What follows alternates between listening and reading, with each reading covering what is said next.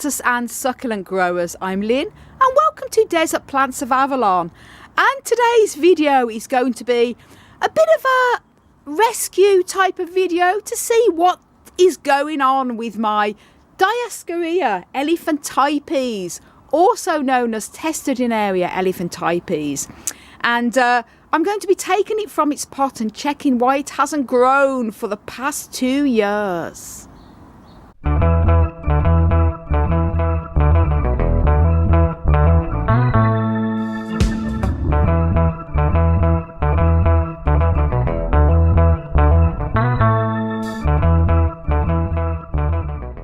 Now this Dioscorea is one that I've had for about 10 years. And I got it from my wonderful friend Michael Harrington from Harrington's Exotics here in Dublin. And it's always grown really well for me. It produces a vine yearly.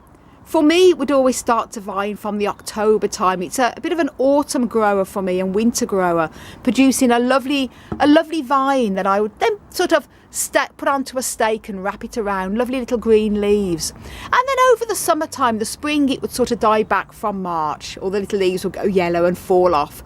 And then I would then cut off the old little vines. This here is an example of all the old vines that I've cut off over the years. However, for the past 2 years, it has not grown a vine. And last year, and even the year before, it did start to produce a vine, and then it just died off, which I cut back.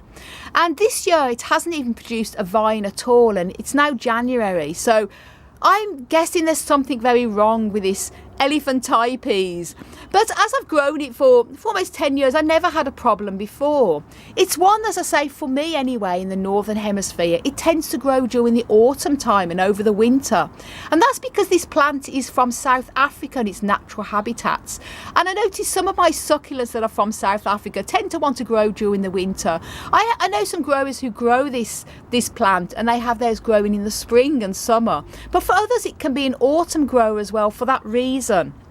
Now these specimens can grow about 10 feet wide in their natural habitats, humongous. And I've actually seen some of these gorgeous elephantipes at botanic gardens where they're very, very, very large. But they tend to be grow at a humongous size over time in their natural habitats, as I say, which will be South Africa. And as I say, it produces its year finally, or should do. It's not unusual for it to skip a year or two with producing a vine. It doesn't mean to say it's dead. Sometimes it would just sit dormant and then produce its vine when it's sort of in its right environment or when it feels like it wants to. For that reason, I didn't worry the first year when it didn't vine.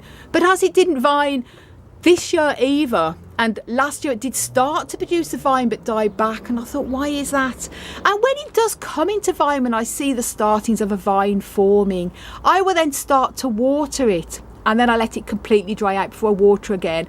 Gets plenty of light here in the polytunnel, nice bright sunshine. And this particular plant, the Dioscorea, it likes more indirect light, but can also take a bit of, it can take sun, certainly in the northern hemisphere, because we don't have the really strong heat. Even in South Africa, this particular plant will usually have a little bit of shade. But I know that it's not particularly fussy as long as it has bright light. So I don't think I've been doing anything wrong. I would keep it more on the drier side in spring or summer because that's when it's resting for me. But I'd still give a very light watering, usually every 6 weeks over the spring and summer, just to stop the roots from sort of dying back too much. Because although it's a Caudiciform and it stores its water in this gorgeous woody elephant-like trunk, it can still die back if it's kept totally dry for very, very, very long periods. So why then has it just suddenly stopped growing? Now, it could be that it's just having a couple of years rest, and there's no signs of squishiness. This is very, very, very hard here, the woody trunk. When they tend to rot, this can be squashy and squishy. However, there's something not right with it, because this will now be the 2nd year it has not formed a vine. So obviously, I'm going to be taking it out of its pot, checking over the root system and checking there's no signs of rot. It could just be a bit of a mystery. But I wanted to share it with you all. So then, guys, let's get removing this woody trunk from the pot and see what is going on with it. So then, take the label off. As I say, it's going to be good to check this over. This is one that, as I say, I keep mostly dry over the spring and summer. Give a light watering to, because for me it's a winter grower. So I have also given this water, even though it wasn't in vine, just to see if it was kept too dry or something. So let's see what is going on with it. Okay, well, there's the roots. And although it has a big Caudiciform, it also should have any sort of healthy fleshy roots as well. Up, you can clearly see these roots are dry and dried up. Yep. Oh, look at that, guys. It's a goner. It looks like it's completely rotten. Oh, at least I know what's happened to it now. So that's a bit of the mystery over. So let's just see. You can see clearly all the way through there that this is hollowed. And I didn't know it was rot because, as you can see, it looks like that anyway.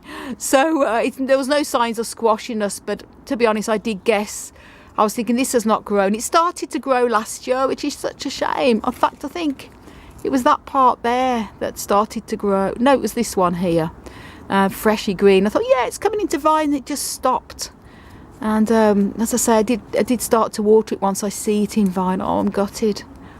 So then there's nothing I can do with this. It is completely hollowed. There's nothing I can do to save this.